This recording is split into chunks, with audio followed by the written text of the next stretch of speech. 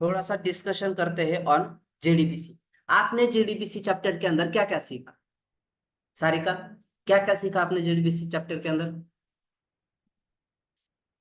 बोलो बोलो बोलो। जो कुछ आपको पता है जेडीबीसी के बारे में वो सब कुछ बताओ। मेनली यूज किस लिए होता है? आप डायरेक्टली डीप में जा रहे हो। क्या करेंगे कनेक्ट करके?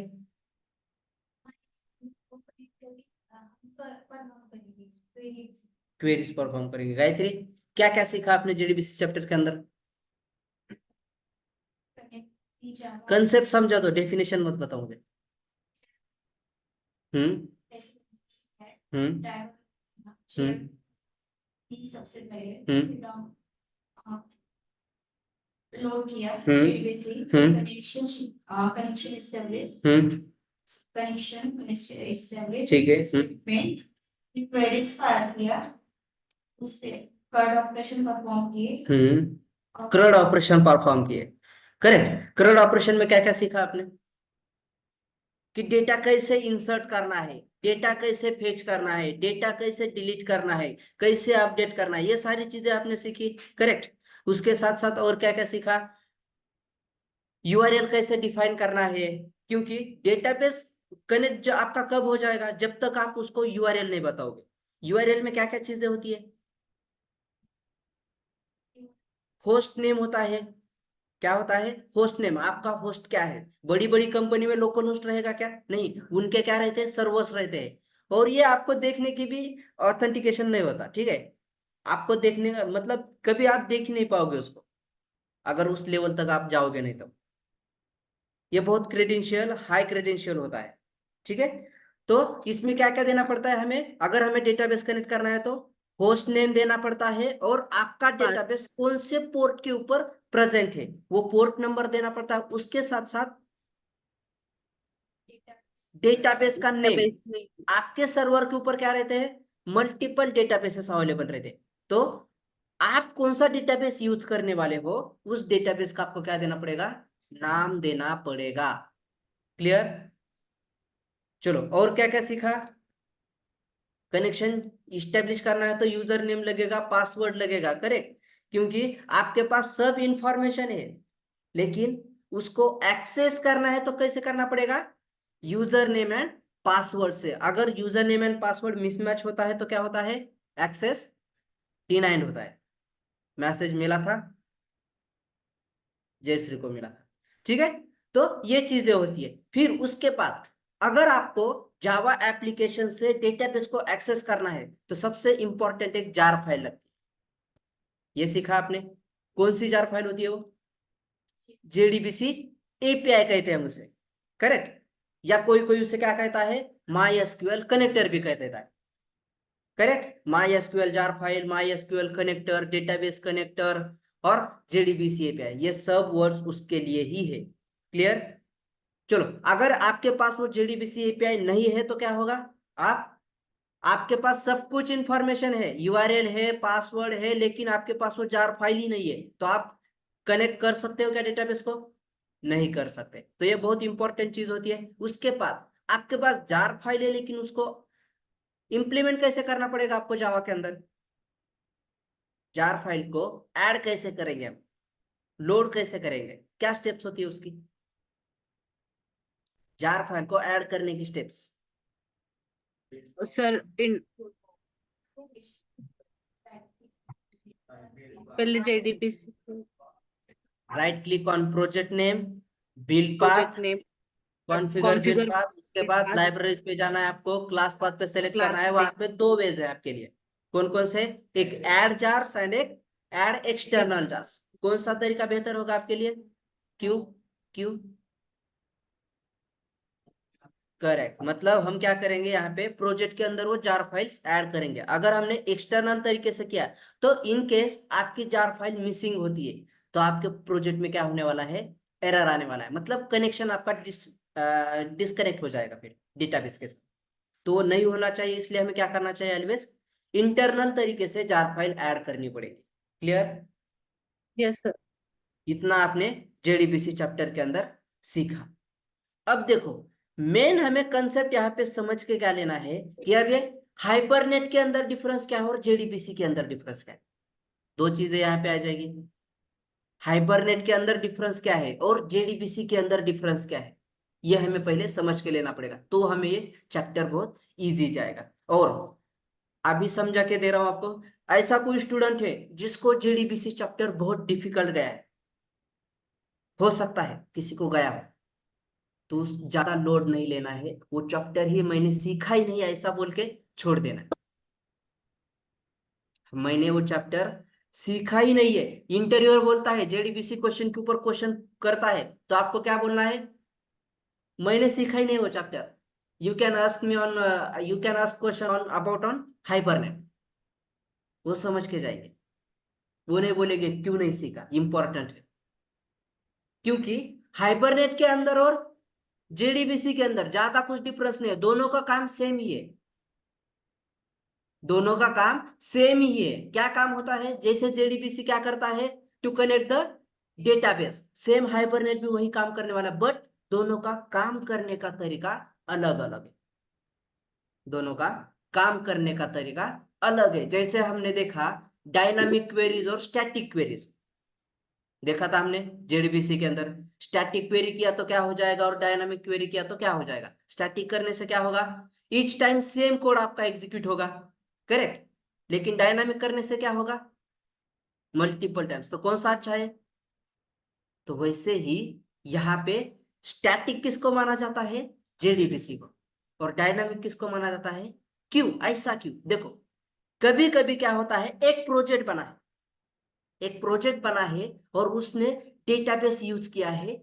माई एसक्यूएल का, एग्जाम्पल, उसने डेटाबेस कौन सा यूज किया था, माई एसक्यूएल का, तो किस कारण से उनको क्या करना है, और वो प्रोजेक्ट बना है जेडीबीसी के अंदर, तो ऑब्वियसली जाहिर सी बात है वहां पे उन्होंने क्या यूज किया होगा, prepare statement, statement callable statement, ये चीजें यूज की होगी।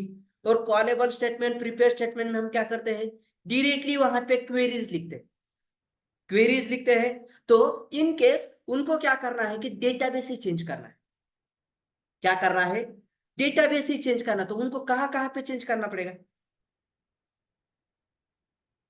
जार फाइल को चेंज करना पड़ेगा, जार फाइल के बाद उनको क्या करना पड़ेगा, ईच फाइल में, ईच क्लास में जाके जहां जहां पे क्वेरी लिखी है उस क्वेरी को भी चेंज करना पड़ेगा, मतलब ये हेडेक है या नहीं।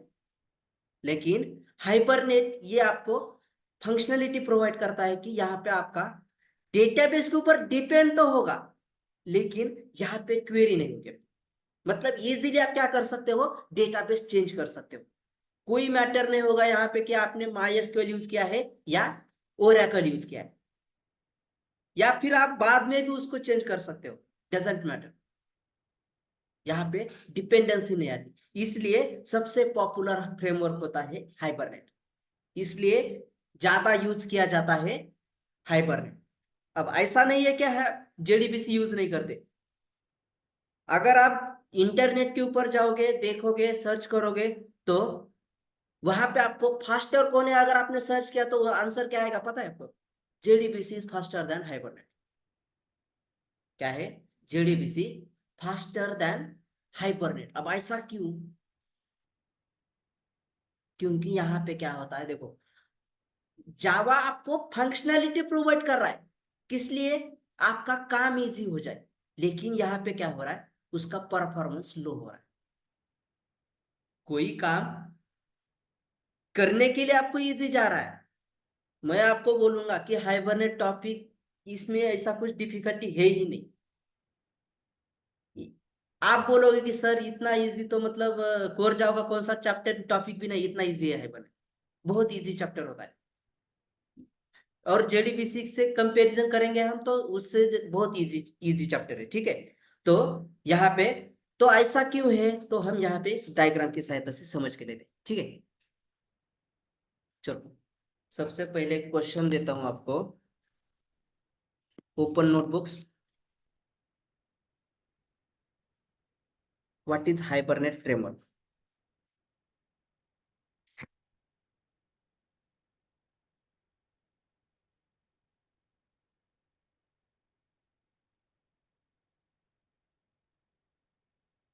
नहीं नहीं नहीं, यहाँ पे दे रहा हूँ,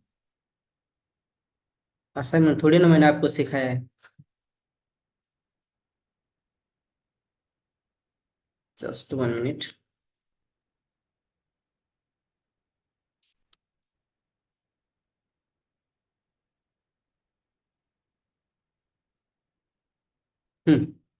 Hibernate is a framework. Hibernate is a framework developed by Red Hat Corporation. कोई क्वेश्चन पूछता है आपको व्हाट इज हाइबरनेट, तो इतना चीजें आपको बताने में आनी चाहिए जितना मैं बता रहा हूँ, ठीक है। Hibernate is a framework which is developed by red hat corporation, मतलब ये किसने बनाया है? जेडीबीसी एपीआई कौन प्रोवाइड करता है आपको? Sun micro system. और ये किसने बनाया है? रेड हैट, ठीक है। Hibernate, second point, hibernate is an open source, hibernate is an open source lightweight ORM tool, ORM tool. मतलब हाइबरनेट क्या होता है? एक ORM टूल होता है। ORM का फुल फॉर्म लिख के ले लो, object relational mapping, object relational mapping. Next point, ORM tool simplifies, ORM tool simplifies the data,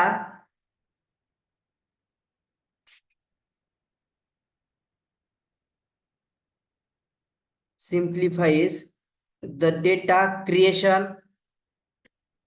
ORM tool simplifies the data creation, data manipulation and data access, and data access. It is a programming technique, it is a programming technique that maps the object, that maps the object to store the data into database, to store the data into database. Fine, हो गया। अब यहाँ पे देखो एक चीज बार बार आ रही है, क्या आ रही है? Hibernate is a ORM tool. अब ORM टूल होता क्या है इसके बारे में थोड़ा सा समझ के लेते हैं। इसके बाद और एक यहाँ पे वर्ड आया था, कौन सा? It maps the object. देखो जेडीबीसी चैप्टर के अंदर हमने इतने सारे ऑपरेशन करके देखे, कहीं पे हमने ऑब्जेक्ट बनाया था? कहीं पे भी ऑब्जेक्ट नहीं बना था। लेकिन हाइबरनेट टॉपिक सारा ऑब्जेक्ट के ऊपर डिपेंड है। क्या है? सारा ऑब्जेक्ट के ऊपर डिपेंड है। अब देखो यहाँ पे सबसे पहले जेडीबीसी समझ के लेते हैं। अरे डायग्राम्स कहाँ पे गई? ओके, फॉर एग्जांपल ये हमारा जावा एप्लीकेशन है एंड ये हमारा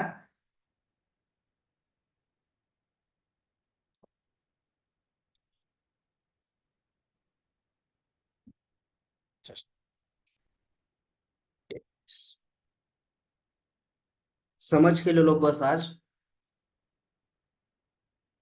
जावा एप्लीकेशन एंड ये हमारा है डेटाबेस। चलो अब हमें क्या करना है, फॉर एग्जांपल कोई रिकॉर्ड हमें क्या करना है?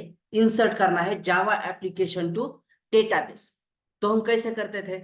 मतलब लॉजिकली उसके पीछे कैसे होता था? इन जेडीबीसी नॉट हाइबरनेट कैसे होता था? हम यहाँ पे क्या करते थे? क्वेरी लिखते थे। क्या लिखते थे हम यहाँ पे? क्वेरी लिखते थे। इंसर्ट, चलो ये लिखने के बजाय मैं यहाँ पे लिखता हूँ इंसर्ट क्वेरी लिखी मैंने। अब इंसर्ट क्वेरी के अंदर क्या होगा? आपका डेटा होगा। फॉर एग्जांपल स्टूडेंट का डेटा है, तो स्टूडेंट का डेटा क्या क्या होता है? फॉर एग्जांपल रोल नंबर है, फिर उसके बाद नेम है, फिर उसके बाद मार्क्स है। करेक्ट, ये आपका टेबल का डेटा होता था। मतलब यहां से आप क्या करते थे? वो डेटा भेजते थे किसके पास? डेटाबेस के पास। तो डायरेक्टली यहां से वहां तक जाता था क्या? इनके बीच में कौन आता है?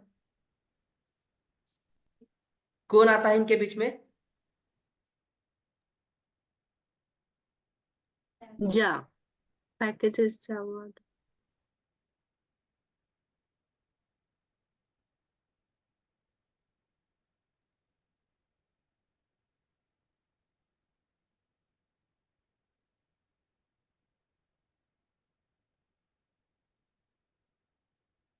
जेडीबीसी एपीआई, जेडीबीसी एपीआई के अंदर सारा कुछ आ गया, वो आपके packages, driver manager class, etcetera etcetera.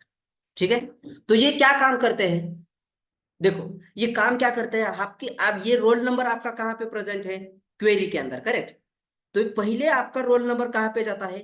यहाँ पे जाता है, करेक्ट। फिर उसके बाद नेम आपका यहाँ पे जाता है, फिर उसके बाद मतलब आपने जैसा क्वेरी के अंदर आपका जो सीक्वेंस है सेम उसी टाइप से जाता है। इंसर्ट इनटू स्टूडेंट वैल्यूज, पहले क्या है? रोल नंबर, तो पहले क्या जाएगा? रोल नंबर जाएगा, किसके पास जाएगा? जेडीबीसी एपीआई के पास जाएगा। फिर JDBC API is responsible for proceed the database operations, मतलब directly Java application is not responsible for that. Responsible कौन है? जेडीबीसी एपीआई है। क्यों? क्योंकि सारे इंटीग्रेशन किसके पास होते हैं? जेडीबीसी एपीआई के पास होते हैं। जावा एप्लीकेशन को थोड़ी ना पता है। जावा मतलब क्या है? जस्ट एक कोड एडिटर है, उसका काम सिर्फ लिखना है, एग्जीक्यूशन करने का काम उसका है क्या? आपका कंपाइलर सिर्फ किसके पास पहुंचा देगा? जेडीबीसी एपीआई के पास पहुंचा देगा। बाकी जो ऑपरेशन है, जो कुछ करना है वो किसको करना है? जेडीबीसी एपीआई को करना है। तो जेडीबीसी एपीआई क्या करेगी आपको? ये जेडीबीसी एपीआई मैपिंग करती है आपके टेबल के साथ। किसके साथ मैपिंग करती है? आपके टेबल के साथ। मतलब यहां पे आपने क्वेरी क्या भेजी है? Insert into student. क्या भेजी आपने क्वेरी? Insert into student. तो इस जेडीबीसी एपीआई के पास क्या आ गया? स्टूडेंट नाम का टेबल आ गया। तो ये मैपिंग किसके साथ करेगा? ये सर्च आउट करेगा कि आपके डेटाबेस में स्टूडेंट टेबल है या नहीं। क्या करेगा? स्टूडेंट टेबल है या नहीं। अब आप डेटा भेज रहे हो मतलब वहां पे मस्ट क्या होना चाहिए? टेबल प्रेजेंट होना चाहिए, उसमें रिकॉर्ड हो या ना हो, लेकिन होना चाहिए टेबल, तभी तो आप रिकॉर्ड इंसर्ट कर पाओगे। अदरवाइज होगा क्या? नहीं। तो यहाँ पे जेडीबीसी एपीआई क्या करती है? मैपिंग करती है आपके डेटाबेस के साथ, टेबल के साथ। तो टेबल मिल गया, फिर टेबल के अंदर आपकी फील्ड्स होगी, तो फील्ड्स के अंदर क्या करती है? वन बाय वन उसको पहले क्या मिला है? Roll number. तो रोल नंबर क्या करेगी? टेबल के अंदर फर्स्ट रो के अंदर इंसर्ट करेगी। फिर उसके बाद नेम मिला है तो सेकंड, फिर उसके बाद मार्क्स मिले तो थर्ड रो के अंदर। मतलब ऐसे वन बाय वन रेफर क्या करती है? इंसर्ट करती है। तो ये प्रोसेस सारी किसमें होती थी? जेडीबीसी के अंदर। अब हाइपरनेट के अंदर क्या होने वाला है ये समझ के लो। हाइपरनेट क्या है? ओआरएम टूल है, ऑब्जेक्ट रिलेशनल मैपिंग। अब देखो यहाँ पे आपने डायरेक्टली क्या भेजा था? वेरिएबल्स भेजे थे। यहाँ पे आपने डायरेक्टली वैल्यू भेजी है, लेकिन हाइपरनेट की सहायता से आप वैल्यू नहीं भेज सकते। हाइपरनेट की सहायता से आप डायरेक्टली वैल्यू नहीं भेज सकते, आपको भेजना पड़ता है ऑब्जेक्ट। क्या भेजना पड़ता है आपको? ऑब्जेक्ट। अब ऑब्जेक्ट भेजना है मतलब उसके लिए क्या लगेगा? ऑब्जेक्ट किसका होता है? क्लास का होता है। मतलब यहाँ पे आपके पास क्या होना चाहिए? कौन से टाइप का आपको डेटा भेजना है उस टाइप का क्लास बनाना पड़ेगा। थोड़ा सा काम बढ़ जाता है, लेकिन इजीनेस बहुत है इसके अंदर। अब देखो यहाँ पे होता क्या है ये समझ के लेते हैं, ठीक है। अब देखो ये आपकी क्या है? JDBC API. अब यहाँ पे और एक लेयर बढ़ जाएगी।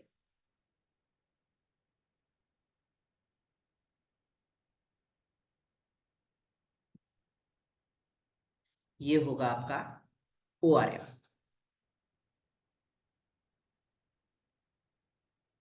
अब देखो यहाँ पे मैंने जेडीबीसी एपीआई हटाई है क्या?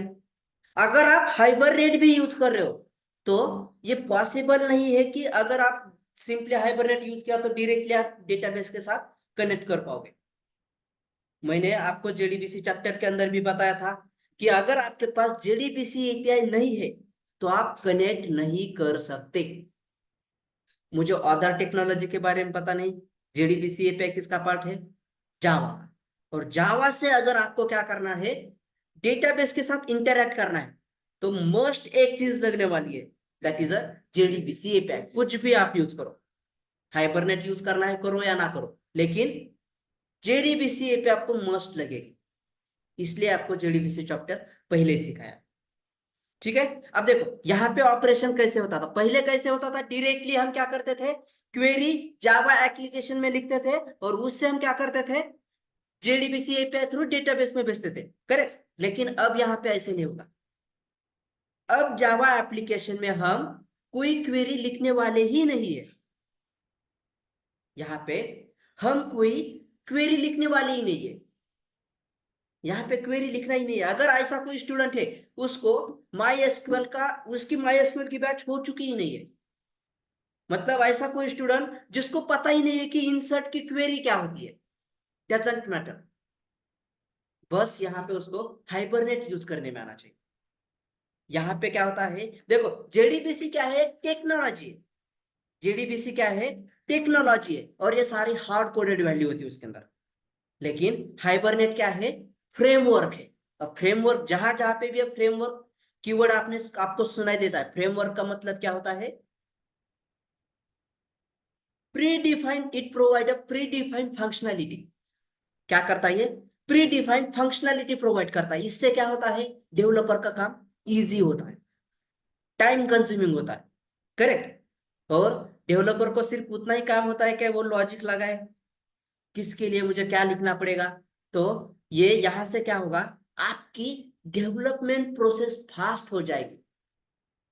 अगर आप क्या करते हो, हाइबरनेट यूज करते हो, तो आपकी यहाँ पे एप्लीकेशन की जो डेवलपमेंट प्रोसेस है ये क्या होने वाली है, फास्ट होने वाली है। क्या होने वाली है, फास्ट। क्यों, क्योंकि ये क्या है, फ्रेमवर्क है, और फ्रेमवर्क में क्या है, इनबिल्ट फंक्शनैलिटी प्रोवाइड की गई है। हमने जेडीबीसी एपीआई पूरा देखा, सिर्फ हमें 3 मेथड्स मिली थी, कौन सी, execute, execute update and execute query, execute करने के लिए। लेकिन उसमें भी बहुत तामझाम था, इसके लिए ये यूज करो, उसके लिए ये यूज करो, इसके लिए ये नहीं चलेगा, उसके लिए ये नहीं चलेगा, बहुत सारा था ना। तो यहाँ पे वो सारा क्राइटेरिया हटाया गया है। अगर आपको कोई रिकॉर्ड इंसर्ट करना है तो उसके लिए सेव नाम की मेथड होती है, डायरेक्टली उस सेव नाम की मेथड को कॉल करो, सेव मेथड के अंदर ऑब्जेक्ट पास करो।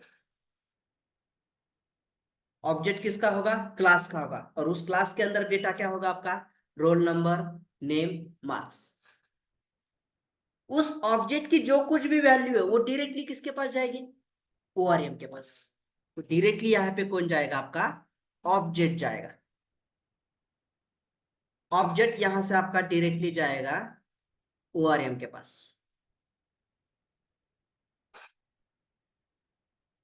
यहाँ पे हमारा डायरेक्टली ऑब्जेक्ट जाएगा। अब देखो यहाँ पे किसी के माइंड में अब आ रहा होगा, क्या आ रहा होगा, सर हम क्वेरी नहीं लिखेंगे तो इसको कैसे पता चलेगा कि क्वेरी क्या है। वैल्यू तो आप ऑलरेडी ऑब्जेक्ट के अंदर होगी ना, वैल्यू कहाँ पे होगी आपकी, ऑब्जेक्ट के अंदर।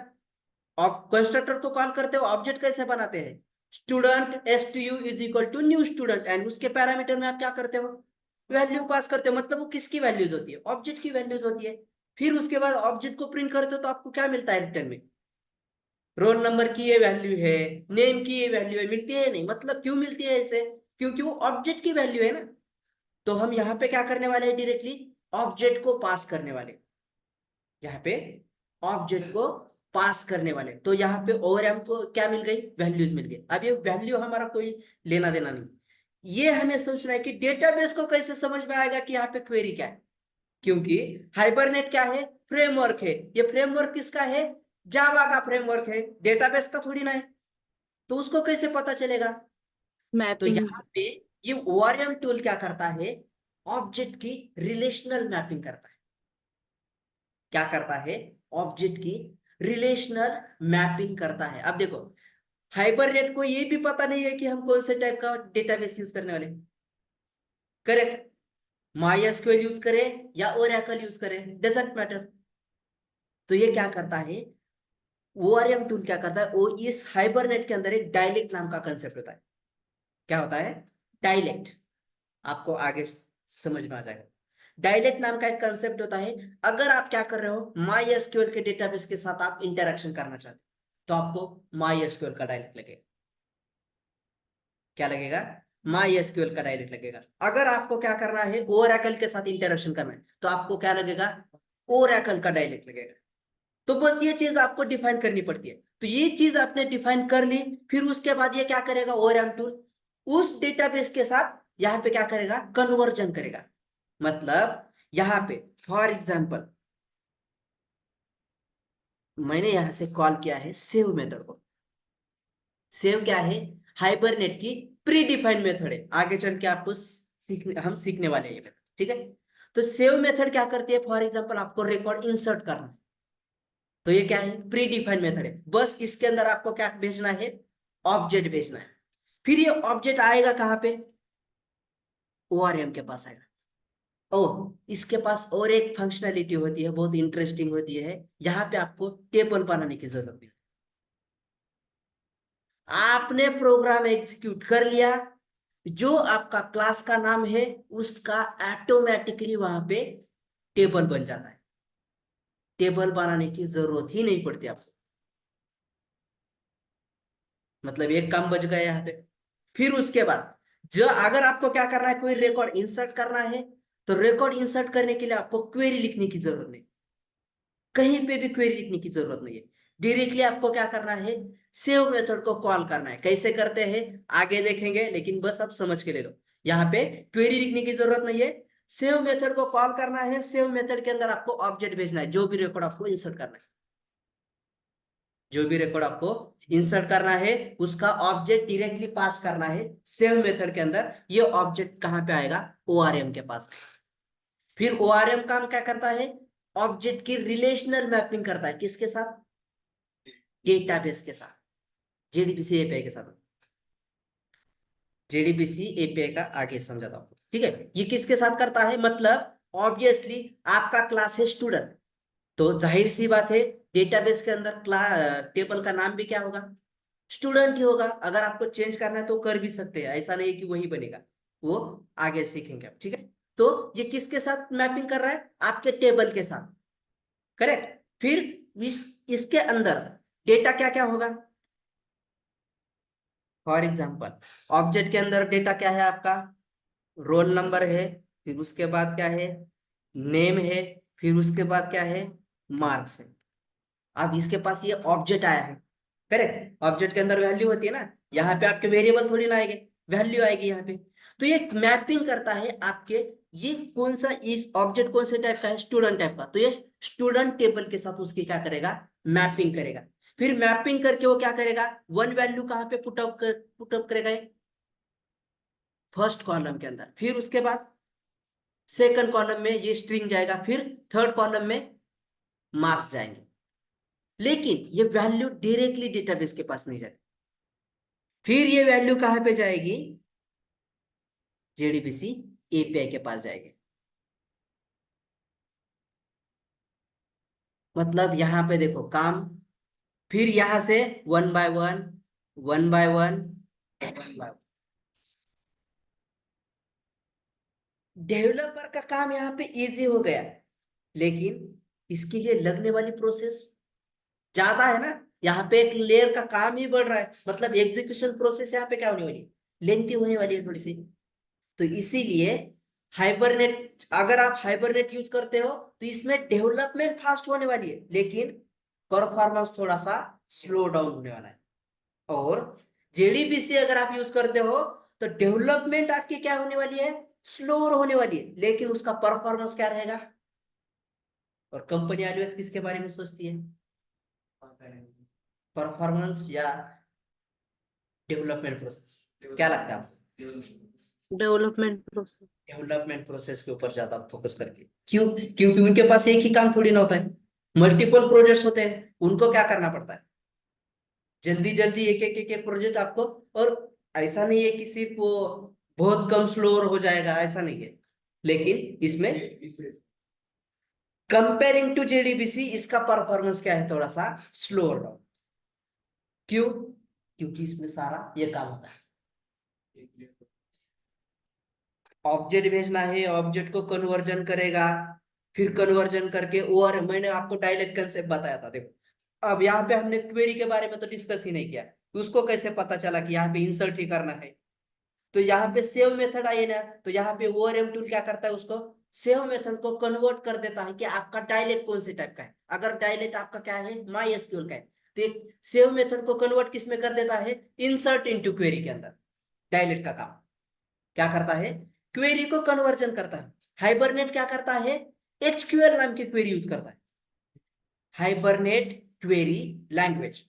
और MySQL क्या करता है, स्ट्रक्चर क्वेरी लैंग्वेज यूज करता है। तो यहाँ पे क्या होगा, सेव मेथड के बिहाइंड में कौन सी क्वेरी होगी, एचक्यूएल क्वेरी होगी हाइबरनेट की। तो उसको क्या करता है, ORM टूल के अंदर उनको क्या किया जाता है, मैपिंग किया जाता है HQL टू SQL। अगर आप SQL यूज कर रहे हो तो, फिर अगर Oracle यूज कर रहे हो तो HQL टू Oracle। काम बढ़ रहा है ना यहाँ पे, हमारा काम नहीं बढ़ रहा है, काम किसका बढ़ रहा है, इंटरनल प्रोसेस का। तो इसकी वजह से ये क्या होता है, इसका परफॉर्मेंस थोड़ा सा स्लोअर होता है। ये चीजें होती है इसके पीछे। ठीक है, चलो नेक्स्ट क्वेश्चन ले लो। What is the difference between Hibernate and JDBC? What is the difference between Hibernate and JDBC? दो कॉलम्स बनाओ, एक एक पॉइंट बता दूंगा। First JDBC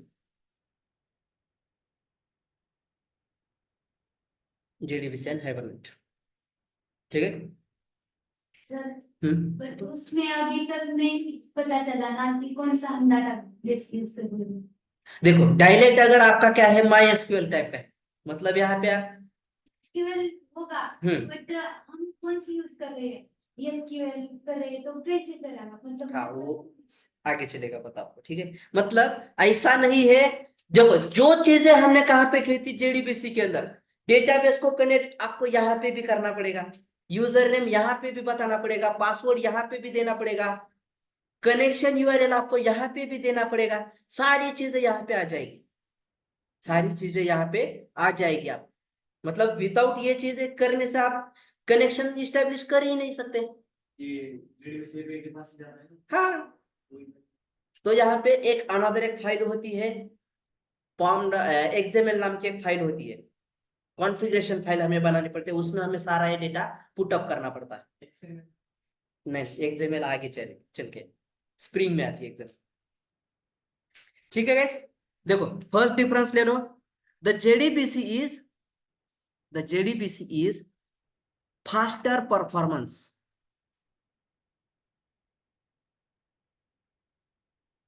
The JDBC is faster performance and Hibernate is slower performance।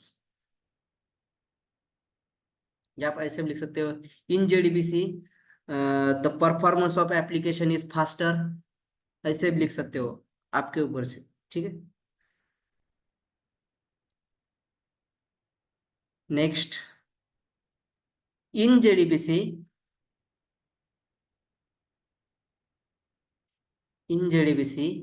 the development of application in JDBC, the development is slower, than Hibernate। क्यों, ये मैंने अभी डिस्कस किया है। एंड हाइबरनेट में development is faster. Bullet point दे रहा हूं आपको, वो आपको लिखना है, कैसे लिखना है। ठीक है, नेक्स्ट डिफरेंस है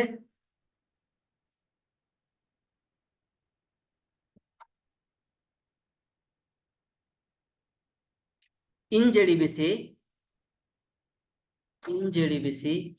built-in functions are not available।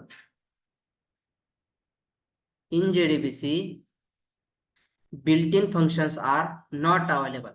in Hibernate built-in functions are available for perform CRUD operations।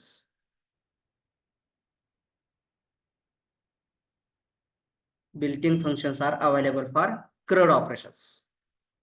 मतलब यहाँ पे क्या है, जेडीबीसी अगर आप यूज कर रहे हो तो क्या करना पड़ेगा, क्वेरीज लिखनी पड़ेगी। और अगर आप हाइबरनेट यूज कर रहे हो तो उसके लिए आपके पास क्या है, बिल्ट इन मेथड्स अवेलेबल है, ठीक है। नेक्स्ट है, in JDBC data migration is very tough. अब डेटा माइग्रेशन, माइग्रेशन का मीनिंग क्या होता है, चलो इस डिफरेंस के ऊपर आते हैं। In JDBC database migration is very tough. DB migration या डेटाबेस माइग्रेशन कुछ भी लिखो, DB migration is very tough in JDBC, in Hibernate DB migration is easy. अब देखो, चलो माइग्रेशन का मीनिंग क्या होता है, पता है किसको?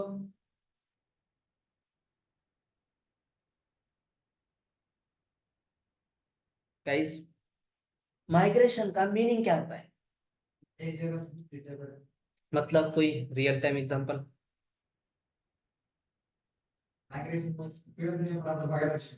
हाँ ठीक है, बोलो कहीं से, मतलब उसका रेफरेंस यहाँ पे आ सकता है या नहीं, हम उसके बाद ही समझ के लेंगे ना। क्या होता है सारिका माइग्रेशन?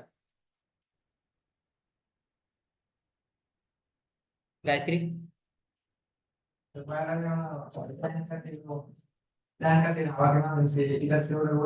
माइग्रेशन होता है। संकेत, इसके पहले कभी सुना है या सुना भी नहीं है माइग्रेशन? ऑनलाइन फॉर्म नहीं भरते आप एग्जाम के वगैरह, वहां पे बार बार दिखाई देता है, ठीक है। जयश्री, आपने कभी सुना है माइग्रेशन? सुना है सर, लेकिन मतलब मीनिंग नहीं पता उसको, म्हणजे शिफ्टिंग का काम करता है शायद वो, ऐसा। क्या करता है? शिफ्टिंग का। शिफ्टिंग का काम, ट्रांसफर। सही है। चलो देखो, किसी ने यूनिवर्सिटी चेंज किया? नहीं की। जब आप करोगे एमसीए करोगे तो उस टाइम चलेगा, पता चलेगा। अगर आप क्या करते हो, एक यूनिवर्सिटी से दूसरी यूनिवर्सिटी में पढ़ने के लिए जाते हो, फॉर एग्जांपल अमरावती यूनिवर्सिटी से ग्रेजुएशन कंप्लीट किया है। अब आप क्या चाहते हो कि मुझे अब पोस्ट ग्रेजुएशन कहाँ से करना है, पुणे यूनिवर्सिटी से करना है। तो पुणे यूनिवर्सिटी आपको एक डॉक्यूमेंट मांगती है, माइग्रेशन सर्टिफिकेट। मतलब एक यूनिवर्सिटी से दूसरी यूनिवर्सिटी आप ट्रांसफर हो रहे हो, इसका सर्टिफिकेट में। मतलब यहाँ पे मीनिंग क्या है, ट्रांसफर। तो यहाँ पे होने वाला क्या है, जेडीबीसी के अंदर ये ट्रांसफरिंग क्या होती है, बहुत डिफिकल्ट होती है, टफ होती है। अब यहाँ पे ट्रांसफरिंग कैसे होती है, देखो, एचक्यूएल टू एसक्यूएल होने में इसको कितना वक्त लग रहा है, इसके लिए यहाँ पे क्या सिंप्लीफाई किया है, ओआरएम टूल।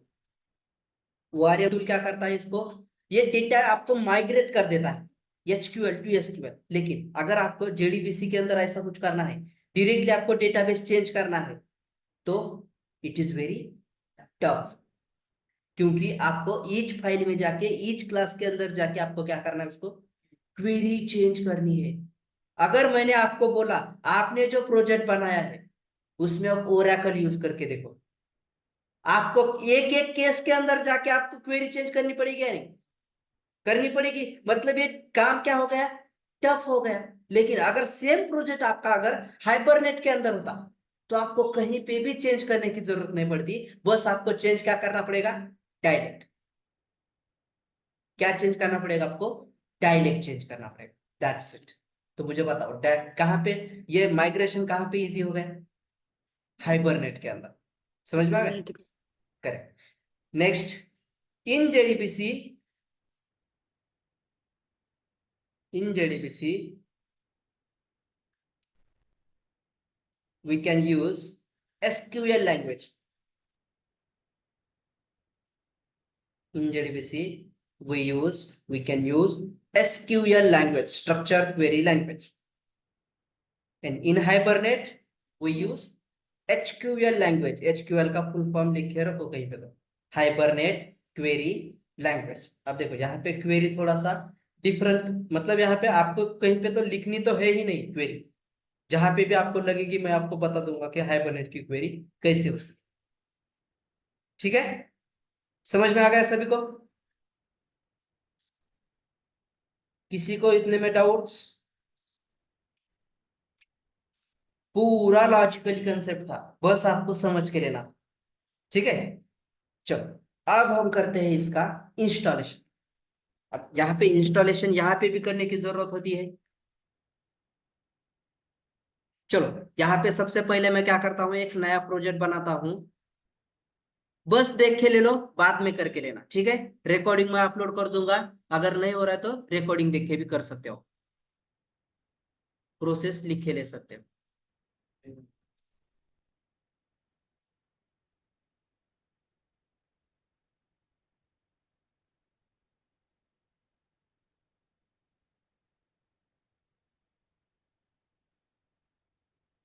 कर सकते हो।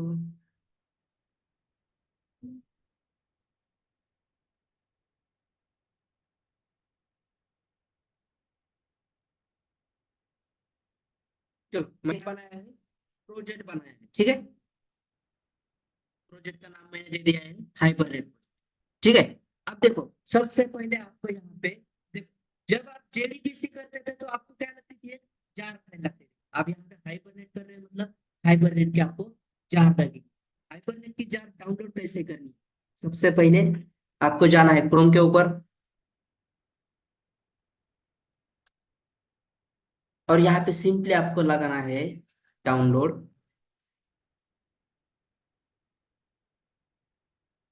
हाइबरनेट।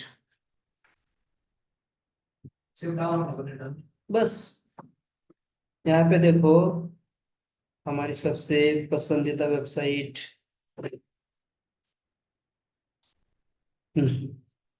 कभी भी जार फाइल जब आप डाउनलोड करते हो ना, तो इस साइट के ऊपर जाना है। ऐसा नहीं है कि ऊपर वाली साइट से मिलेगा, नहीं मिलेगा ऊपर वाली साइट से भी, लेकिन आपको बहुत ढूंढनी पड़ेगी। तो यहाँ पे आपको इजीली मिल जाती है, ठीक है। तो मैं आपको रिकमेंड करता हूँ कि कभी भी ये साइट आप यूज करो। कहाँ पे गई, ये जार डाउनलोड, यहाँ पे जाना है, ठीक है। अब देखो यहाँ पे क्या है, हाइबरनेट के डिफरेंट डिफरेंट वर्जन्स आपको दिखाई देंगे।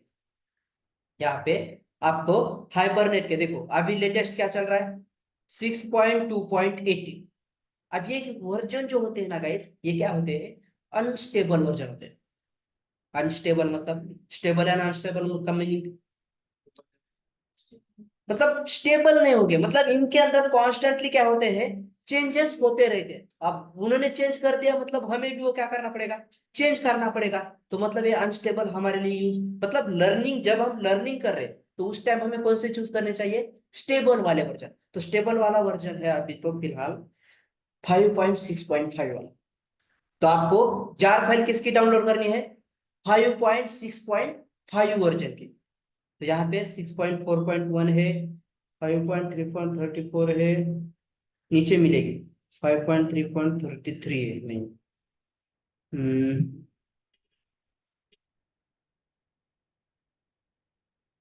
नेक्स्ट पेज के ऊपर जाकर देखता हूँ, 6.6.6 5., भी नहीं है। ये भी ली तो चलेगी, ये भी ली तो चलेगी, लेकिन हम 6.5 की लेते। बोला नहीं, देखते हैं ना।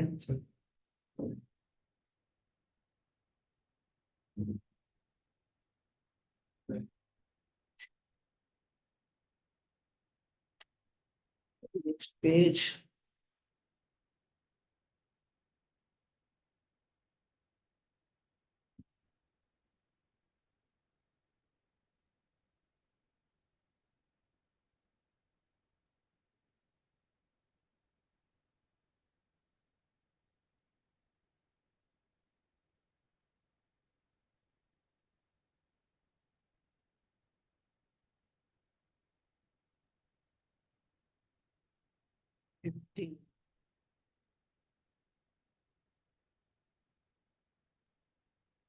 नेक्स्ट पेज पे मिलेगी।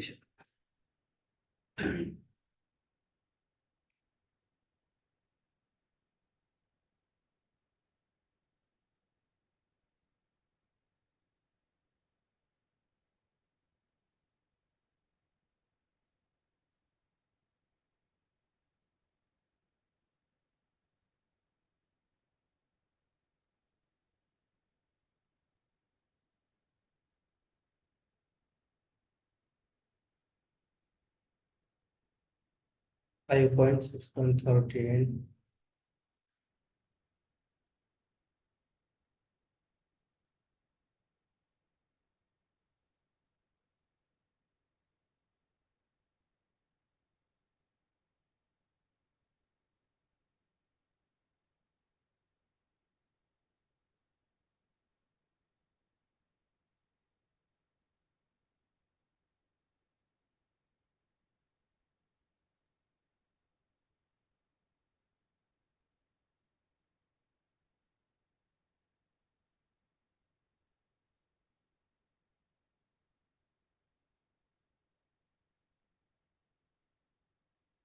और 5.3.25 चाहिए क्या सर?